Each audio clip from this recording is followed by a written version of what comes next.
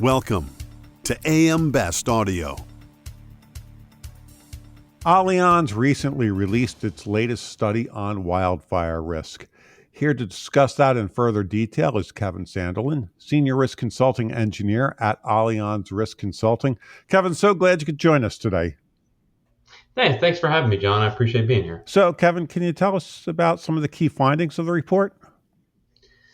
Yeah, so this report, really gives a lot of insight into what's been happening, and in particular, the changes in wildfire exposures over the past few years, and focusing in, not just on where we've been, but where we're going and why we're seeing these changes. So the report really focuses in on, the increase in global insured losses, particularly from some of the large fires we've seen in the last few years, the Camp Fire, Wine Country, Maui, etc. But then we talk about some of the main risks, but also some mitigation efforts and what can be done. So try to round it out by really talking about the things that the industry can be looking at to help reduce that exposure as best we can as we see this continuing trend with the increase in frequency and severity in wildfires. You mentioned frequency and severity, and that's changing as far as in geographic areas. Do you want to discuss that some, Kevin? Yeah, absolutely. That is probably the crux of a lot of what we see and hear and talk about in the insurance industry right now is why is that happening? And the recent proliferation of wildfires, particularly in the last few years, is due in part to a number of factors. We've got hotter and drier weather, right? I believe since the mid 1800s, since we've been recording weather, the last 10 years, last decade, provided us with the 10 warmest years on record, including 2024 being the hottest year on record. So because of that, we've got drier vegetation, which obviously more easily burns. We also, interestingly, are seeing an increase in the length of fire season because you have earlier snowmelt. In some areas, a month or more in advance of traditional snowmelt dates. So that's extending out that time frame. And we're also seeing fuel loads increase. In different areas, forest management is challenged, right? In a number of areas, it's not been a focus because wildfire risk has not been traditionally considered a concern, right? Upper parts of Canada, places in Siberia where we're starting to see these fires, start in the past few years. On top of that, invasive species, both plants and insects, can completely change that fire profile for entire forest or region. And really lastly, I think one of the other points here we talk about that the frequency and severity and the geographic part as well as urban sprawl. And we are seeing an increase in the sort of volume, so to speak, of the wildland urban interface. Those lands where we've got human development right up against or intermixed with undeveloped natural vegetation. These areas are so particularly prone to fires, just given that proximity. And then on top of it, you have the human being, right? We've got human activity in these areas in particular, just greatly increases that chance for a man-made ignition. What are some of the main risks for businesses associated with wildfires, Kevin, beyond the obvious that your business burns down? Yeah. That's I will touch on the obvious one, right? I mean, property damage is a concern. Buildings, vehicles, equipment, infrastructure, all top of mind. But to your point, there's a whole litany of other things, business risk wise. Business interruption, for one, right? Okay, my factory burned down, but now I can't sell widgets, and maybe it takes me 12 months before I can build a new factory. And how long am I going without building those widgets? I got 12 months of business interruption. Maybe I should have started with this next one, but employee safety. It's one thing to say we need to make sure employees are safe at work and we don't want them in the facility if there's a wildfire nearby. But outside of that, do your employees have a place to live? Can they get to work, right? If the roads are closed or blocked, can they get there? Air quality, right? Another issue for employees. Maybe they're able to get there. You may have a fire miles and miles and miles away. In some instances last year, we had fires in Canada where the smoke was coming across the border into the northern parts of North America. Air quality, a big concern for employees there. Environmental issues, right? What if you're a chemical manufacturer? What effects does a plume of smoke from burning chemicals have to the surrounding area? Supply chain issues. What if your vendors are out of business? You can't continue to produce those widgets that we talked about. And then, kind of from a different lens, right, is liability and litigation. So, what if your company or your employee started the fire? What's the financial impact there, right? What's the reputational impact? Can your organization handle a long, drawn-out litigation process? Let alone the reputation. What do people think? Are they going to go to another supplier? Are they going to go to another company?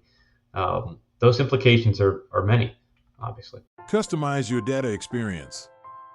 BestLink now offers an interactive company dashboard that provides company-level intelligence in a fast, user-friendly interface featuring interactive tables, charts, and Sparkline performance histories. Customize the dashboard tiles to prioritize the insurer ratings, data, and analytics that best support your workflow. AM Best. Our insight, your advantage. And I would imagine that there are sectors or businesses that are more exposed to wildfires than others. And as I'm thinking out loud, for instance, agriculture or lumber is probably more prone than others.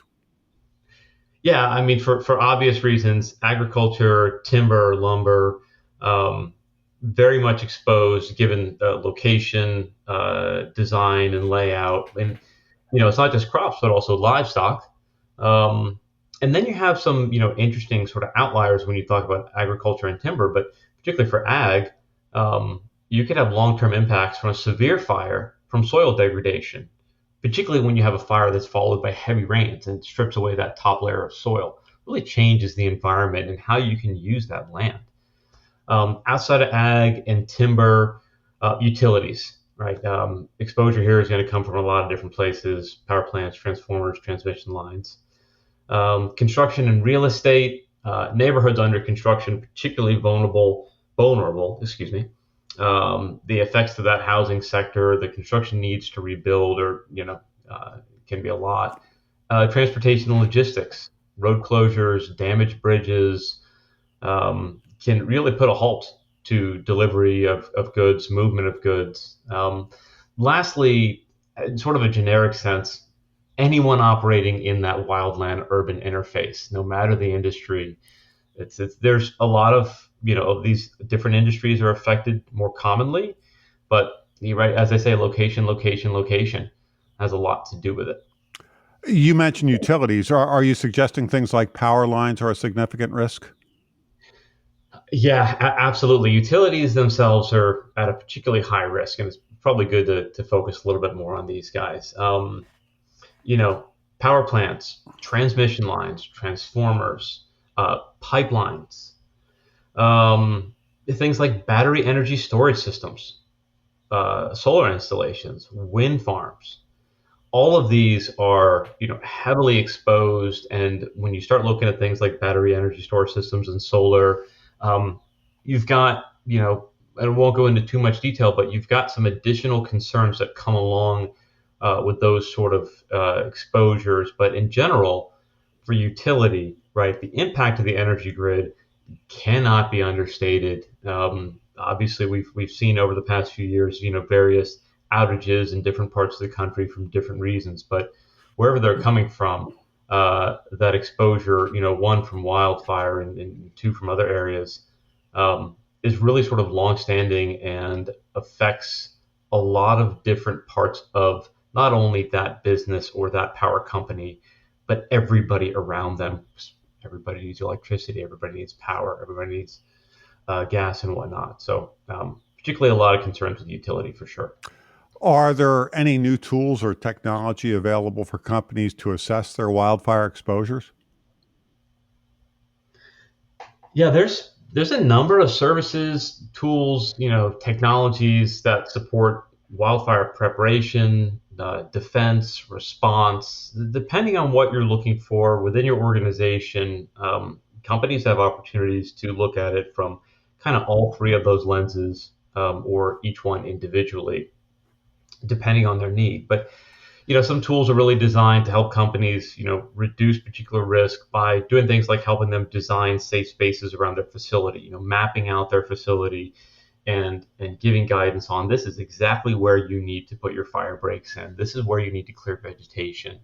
And then there's, guiding principles on building design, but there's, guidance specifically focused on that. There's technology specifically focused around your building design, where it's located, the prevailing winds, things like that. So really try to give you insight into all the different elements and how the fire would interact with your facility. God forbid it did show up.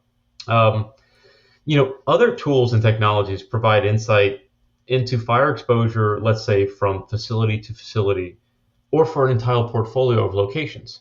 And now what we're seeing is tools that provide you that not only based on historical data, because that's traditionally where we're getting fire weather information from, but also into the future using predictive modeling and analytics, based on various climate scenarios. Allianz is proud to have one such tool for our clients, but the idea is that using technology, we're seeing ways of looking at wildfire risk differently, and it's emerging really, really quickly. And clients now have the ability to look at their locations, look at even their vendor locations, look at potential locations they want to purchase. If they want to acquire another company, they want to know about their locations. They can, populate their locations into a system and understand what is potential climate change going to do to affect my business from a wildfire standpoint or from a natural catastrophe standpoint in general for multiple perils.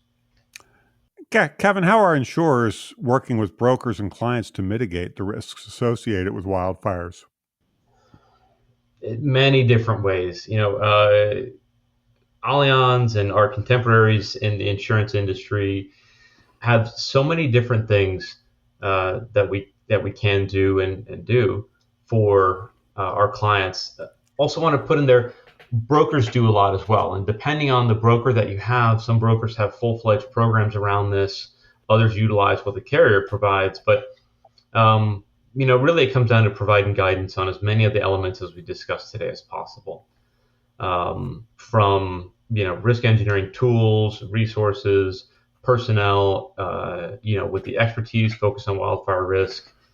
Services are going to really range greatly from your sort of standardized guidelines. Here's a one sheet, paper, or here's a few page PDF on how you can reduce your wildfire exposure to, remote and or in-person surveys, online trainings for you to train your team members or your employees as a client on, what to do to reduce exposure, prepare and react, all the way to, custom, high-level analysis, bespoke surveys, and the digital tools that we talked about a few minutes ago. So some of those digital tools are coming out from, carriers and brokers and can be part of your insurance program as a whole. So there's a lot going on. It's a topic of concern, and a lot of carriers are stepping up and doing more to help provide their clients with what they need.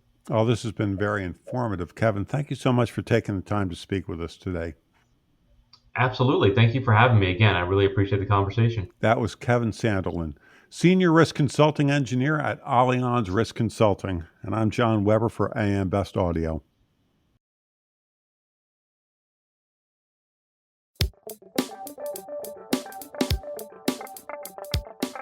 Looking to get the full attention of the insurance industry? We have the platforms that will do just that. Whether it be AM Best TV, AM Best Audio, Best Review Magazine, or Best Day. Find out more by calling AM Best Advertising Sales at 908-439-2200, extension 5399, and have a great day.